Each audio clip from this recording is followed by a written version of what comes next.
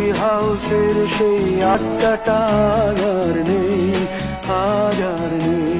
নিখিলেশ প্যারিসে, মইদুল ঢাকাতে, নেই তারা আজ কোনো খবরে।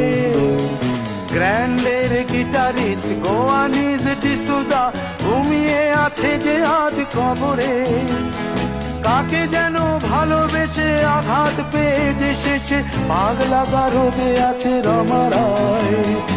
অমলটা ধুকছে দুরন্ত ক্যান্সারে, জীবন করেনি তাকে ক্ষমা। সুজাতাই আজ শুধু সবচেয়ে সুখে আছে, শুনেছি তো লাখপতি স্বামীদার। হিরে আর জহরতে আগা গোড়া মোড়া সে, গাড়ি বাড়ি সব কিছু দামি তার।